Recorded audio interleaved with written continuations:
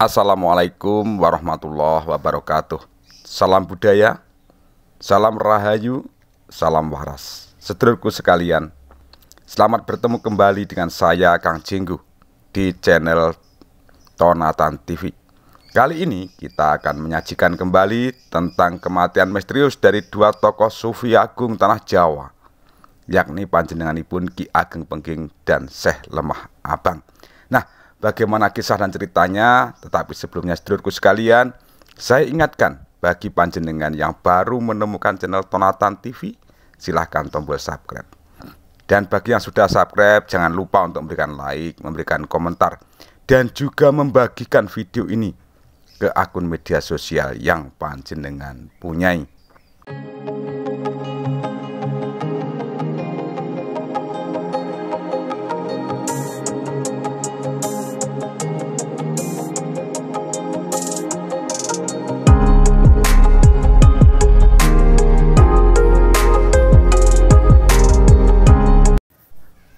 Jauh beda dengan Serat Kandaning Ringgit Purwo, Babat Tanah Jawi dan Babat Pengging menuturkan bahwa Sunan Kudus telah menghukum mati Ki Ageng Pengging dengan menggoreskan kerisnya ke siku Ki Ageng Pengging.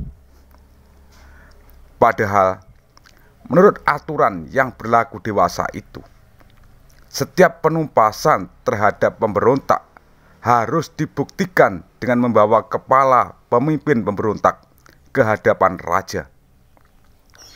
Kisah pembunuhan Ki Ageng Pengging tidak sedikit pun disertai bukti kematian dari putra kedua Raja Pengging, Andoyoningrat.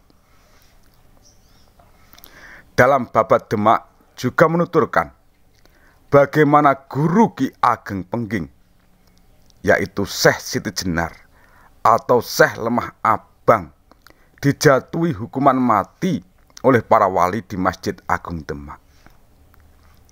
Tetapi tidak juga disertai bukti mayat Syekh yang dituduh sesat itu. Hanya ada bangkai seekor anjing yang dianggap sebagai jelmaan Syekh Siti Jenar. Sementara itu, Babat Cirebon dan Pustaka Nagara Kertabumi menuturkan bahwa Sunan Kudus dengan menggunakan keris pusaka Kantanaga milik Sunan Gunung Jati telah menikam Syekh Lemah Abang dalam eksekusi yang dilakukan para wali di Masjid Sang Ciptoroso di Keraton Kasepuhan Cirebon.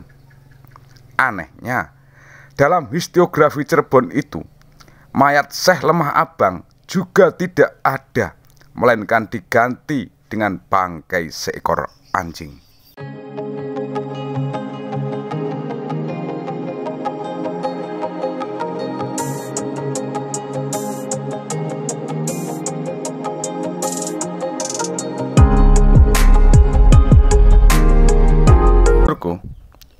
Di sisi lain, T.D. Sujana, salah seorang sejarawan Cirebon dari Keraton Kanoman, yang banyak mentranskrip naskah-naskah kuno, menuturkan bahwa keberadaan sebuah kampung yang bernama Kampung Kasunan di Cirebon sesungguhnya berhubungan dengan usaha Sunan Gunung Jati melindungi orang-orang Pengging dari kejaran Sultan Demak.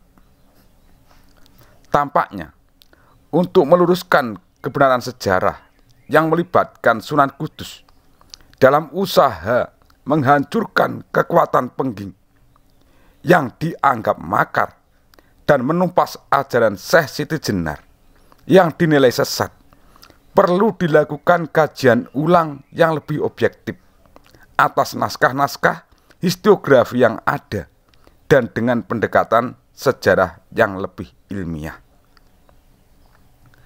Sementara itu, terkait keterlibatan Kanjeng Sunan Kudus dalam proses suksesi tahta Demak pasca wafatnya Sultan Trenggono, bermunculan cerita-cerita tutur yang kurang menguntungkan Sunan Kudus. Hal itu bisa dipahami mengingat tokoh suksesor yang dijagokan oleh Kanjeng Sunan Kudus adalah Arya Penangsang. Penguasa Jipang Panolan kalah dalam suksesi tersebut dan terbunuh.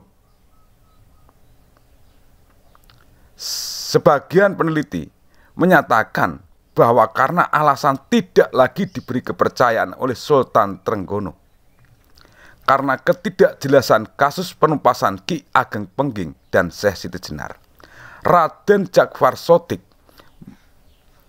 mengambil keputusan meninggalkan Demak selamanya dan untuk seterusnya tinggal di Kudus. Alasan untuk mengambil kembali pengaruhnya di keraton dengan mendukung salah seorang cucu Raden Patah, Arya Penangsang, itulah yang kiranya membuat Sunan Kudus melibatkan diri dalam proses suksesi di Demak. Sementara itu, sebagian peneliti lain menganggap bahwa kepergian Raden Djafar Sotik dari Demak ke Kudus berkaitan erat dengan pergantian kedudukannya sebagai Imam Masjid Agung Demak kepada Sunan Kalijogo. Sebagian yang lain menganggap kepergian Sunan Kudus akibat kalah pengaruh oleh Sunan Kalijogo yang selain menjadi Imam Masjid Agung Demak juga merupakan mertua Sultan Trenggono, di mana murid-murid Sunan Kudus banyak yang berguru kepada wali asal Kalijogo, Cirebon. Lepas dari perdebatan mengenai latar alasan perginya Sunan Kudus dari Demak, Kyai Haji Agus Sunyoto dalam buku Atlas Wali Songo lebih menemukan latar alasan yang masuk akal. Kepergian Raden Djafar Sotik dari Demak ke Kudus terjadi setelah wafatnya Sultan Trenggono yang diikuti pecahnya kerusuhan di mana-mana. Bahwa Raden Djafar Sotik selama Sultan Trenggono berkuasa tidak pernah meninggalkan Demak. Sebab setelah kedudukan sebagai Imam Masjid Demak digantikan oleh Kanjeng Sunan Kalijogo, Raden Djafar Sotik justru diangkat oleh Sultan Trenggono menjadi Qodhi atau hakim, yaitu jabatan di Kasultanan yang lebih tinggi dari Imam Masjid.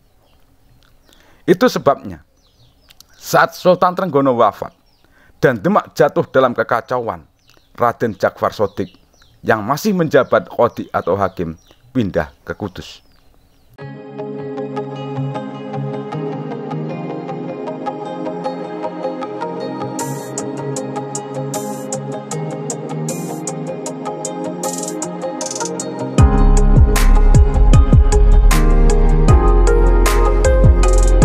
Kiranya sejak meninggalkan Demak dan terutama setelah Sultan Trenggono wafat, Raden Djafar Sotik Sunan Kudus merintis pendirian Masjid Agung Kudus yang besar dan keindahannya tidak kalah dengan Masjid Agung Demak.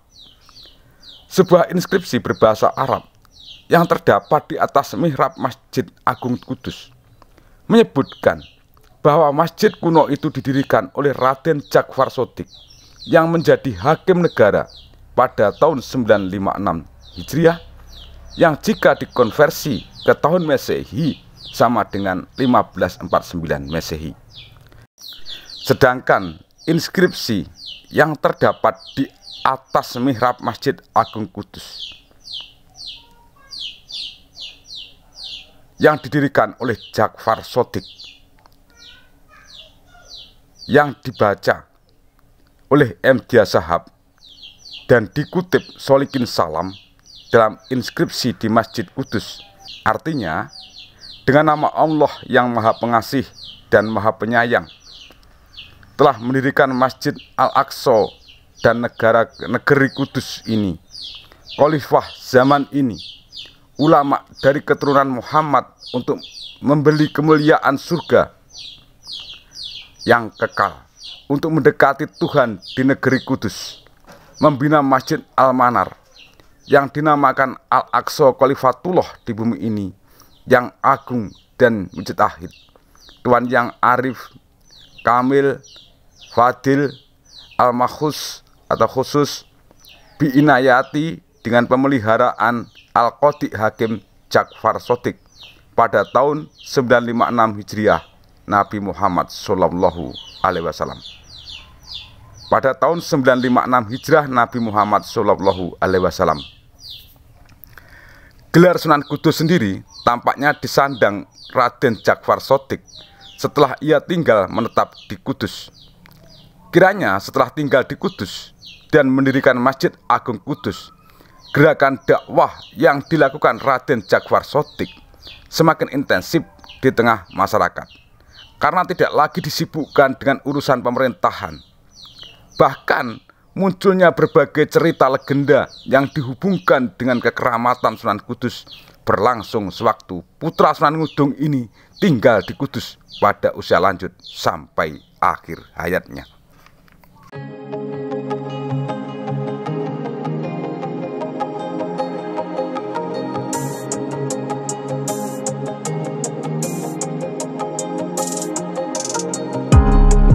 Sedulurku yang berbahagia, kiranya cukup demikian dulu apa yang bisa saya sajikan terkait perjalanan Kanjeng Sunan Kudus, juga misteri wafatnya dari Kanjeng Syekh Siti Jenar dan juga Ki Ageng Pengging. Ada kurang dan ada lebih, saya mohon maaf yang sebesar-besarnya. Teriring satu ungkapan, ono rino, ono upo, ono awan, ono pangan. Salam budaya, salam rahayu, salam waras. Wassalamualaikum warahmatullahi wabarakatuh.